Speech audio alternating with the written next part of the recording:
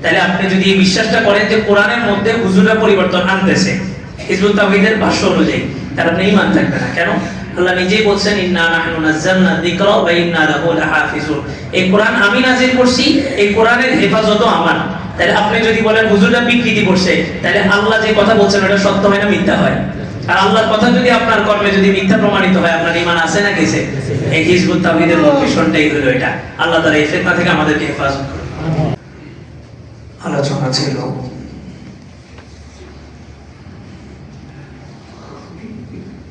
আন্তধর্ম সম্পর্কে, ইন্টারফেথ, এটা ফিতনা, এবং একই সাথে ইন্টারফেথ এটা একটা মতাদর্শ।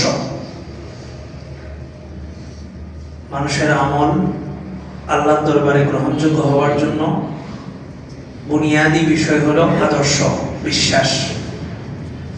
দুনিয়ার জমিনে বিশ্বাস দেখা হয় না, বাহ্যিক অবস্থান দেখা হয়।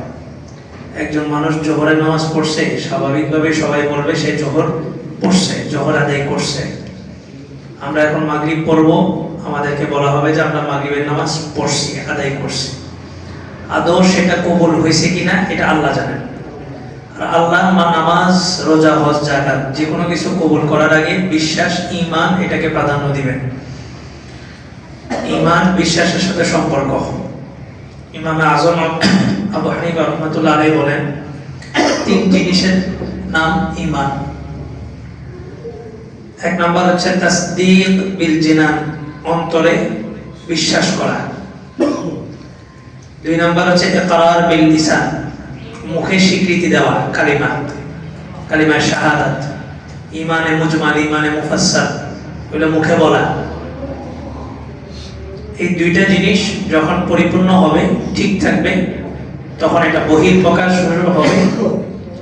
তামিল বিল আরকান, আমাল বিল আরকান, অঙ্গ প্রত্যঙ্গের মাধ্যমে এটা বহিঃপ্রকাশ ঘটবে। ঈমান আছে বলেই তো মাগরিবের নামাজ পড়তে আসছে। কি বলেন, মাগরিবের নামাজ আমি এই সময় তো না পড়া তো টাঙ্গুড়ে যেতে পারতাম, মহল্লাবাসী জানতো না। আচ্ছা, রুকুতে গেলাম, তাসবিহ না পড়লে কি কেউ বুঝবে?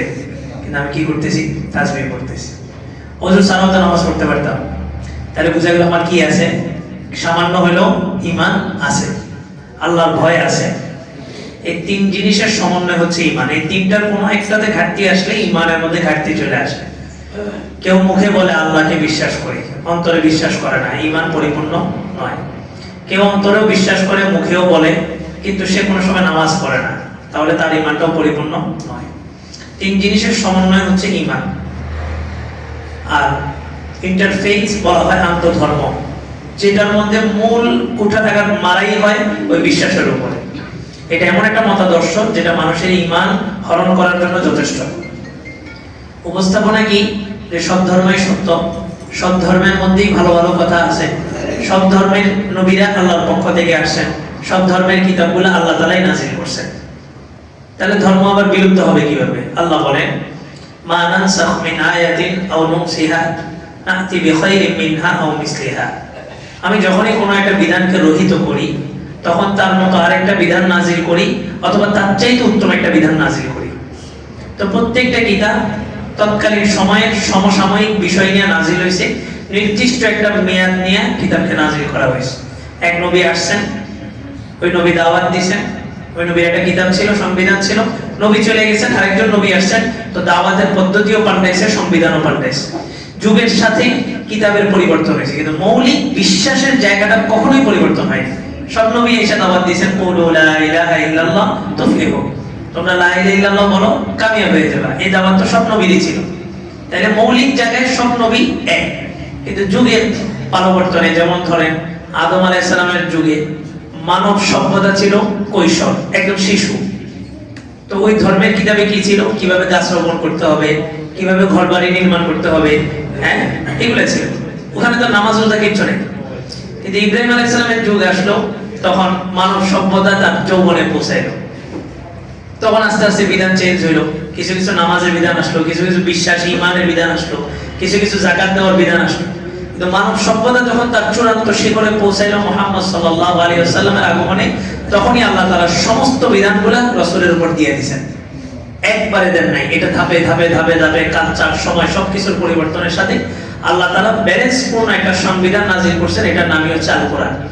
এটা কেমন পর্যন্ত আল্লাহ নাজিল করছেন, মানে হচ্ছে যুগ যত পরিবর্তন হোক এই কোরআনের বিধান শাশ্বত থাকবে, এটাই চূড়ান্ত থাকবে, এটা কোনো পরিবর্তন আসবে না। এখন কথা হইল, আমাদের ধর্মের অনেকগুলো সুন্নত আছে যেটা পূর্বের ধর্ম থেকে নেওয়া, আমরা তো অনেকে জানি, যেমন মোষ কাটা, এটা কার সুন্নত? ইব্রাহিম আলাইহিস সালামের সুন্নত। মোষ কাটা এটা ইব্রাহিম আলাইহিস সালাম, মোষ কাটতে হয়, আমরা তো মোষ কাটি না। মোষ না কাটলে কি হয় মাসালা এটা, সেটা হলো আমরা যে পানি পান করি, এই পানিটা যদি মোষের সাথে স্পর্শ হয় পানিটা, তাহলে এই পানিটা খাওয়া মাকরুহ। আপনার কাছে হয়তো মনে হতে পারে মাকরুহ, এটার সাথে লাগায় পানি খাইলেও পিপাসা নিবারণ হয়, না লাগায় খাইলেও পিপাসা নিবারণ হয়। আশ্চর্য বিষয়, সায়েন্স 19 সালের একটা গবেষণা রিপোর্টে আসছে যে আমরা যে মানুষ কষ্টের সাথে যেটা নিঃশ্বাস ছাড়ে, এই নিঃশ্বাসটার মধ্যে বিষাক্ত অ্যাসিড থাকে। সায়েন্স বলছে, সে বলে যে কখনোই পানি পান করার সময়, ডাক্তারি সায়েন্স এখন বলতেছে, আপডেট যুগে এসব বলতেছে, পানি খাওয়ার সময় আপনারা নিঃশ্বাসটা পানির বোতলের মধ্যে ছাড়বেন না। কেন?